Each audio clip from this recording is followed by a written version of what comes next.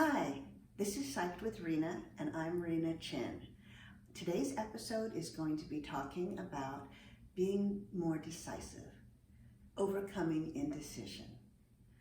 I am a therapist in the Seattle area who primarily works with Asian American young professionals, and I've seen big problems in terms of making personal and professional decisions in a decisive manner.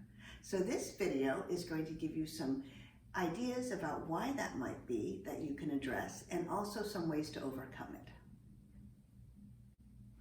One obvious first question to ask is, do we have adequate information to make a decision? Or is there still more information gathering that we need to do?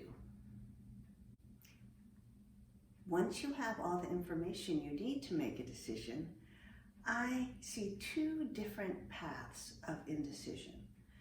Primarily, one, wondering whether your decision will be pleasing to others or deferring to other people for your decision.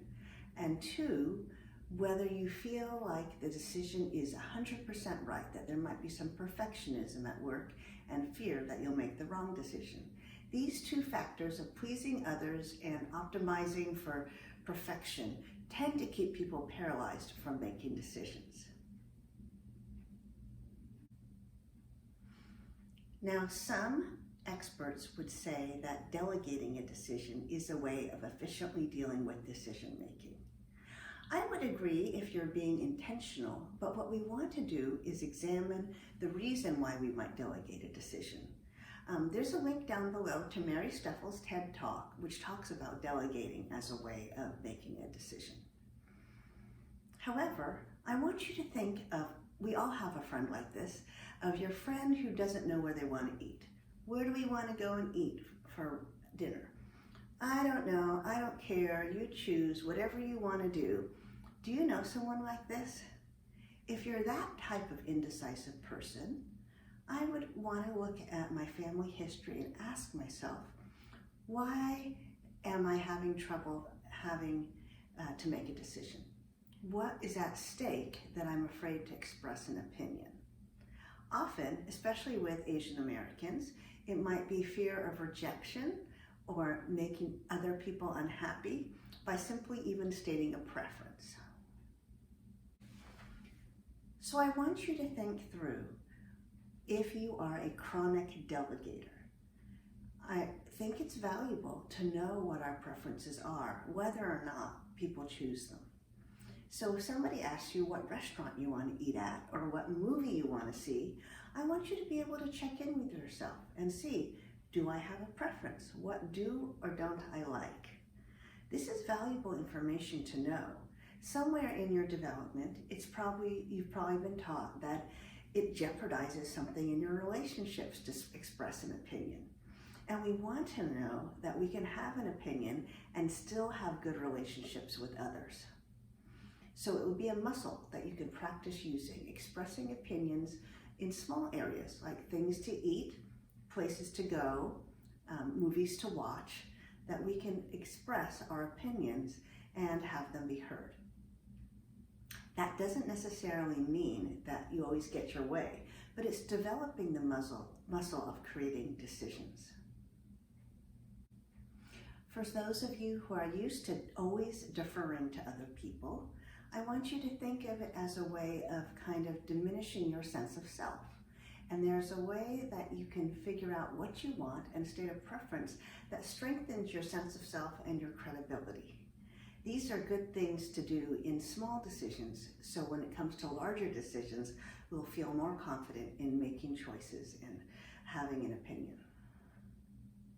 Take time to reflect on your family of origin.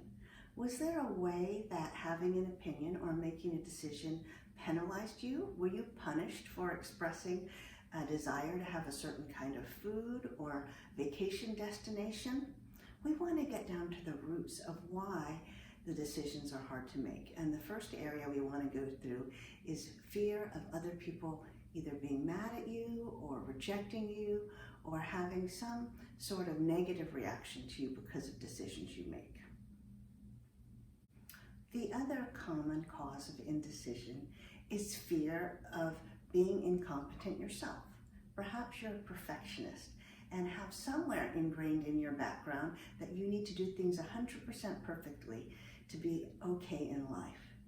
We need to kind of loosen up that expectation that we're going to be perfect or that the outcomes need to be perfect, and realize that our competence will show up better if we can be open to the possibilities of different options.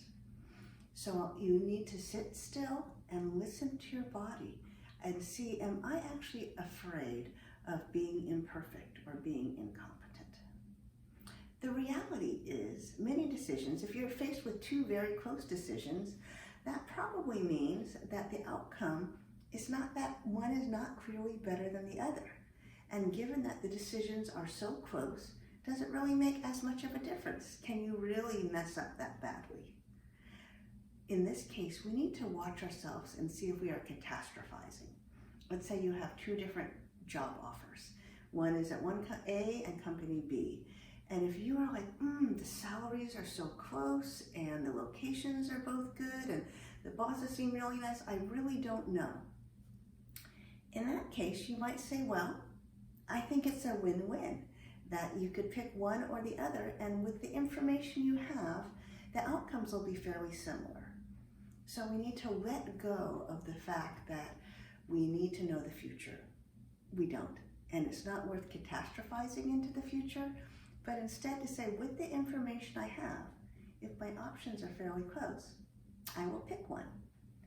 And with that needs to come an acceptance that we are not perfect, and that no one actually expects us to be perfect, but we're just going to do the best we can do. Does that make sense? If you want to learn more about making better decisions and really having that sense of peace around who you are, please subscribe to my Psyched with Rena channel and ring the notification bell for future posts.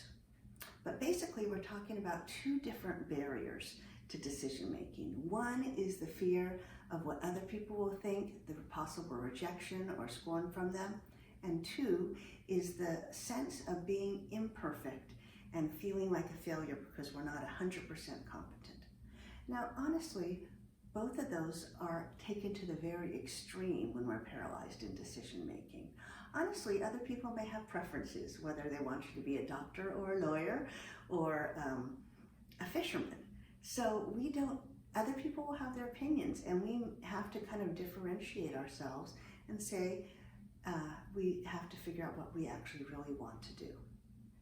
The other piece is to realize that we are not perfect. And actually, everybody else knows that. And so it's kind of a fallacy to think we have to act or perform to perfection and to full competence or efficiency to be accepted or to feel good about ourselves. The next video is going to be about self-love and self-care.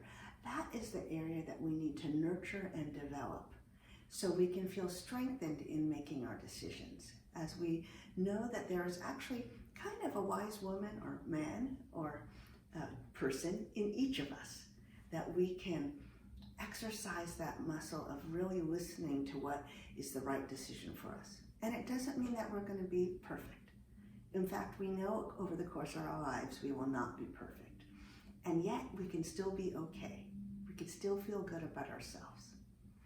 I hope this is helpful as we think about reducing indecision, to explore both these avenues to see if either one of them is blocking you from decision making.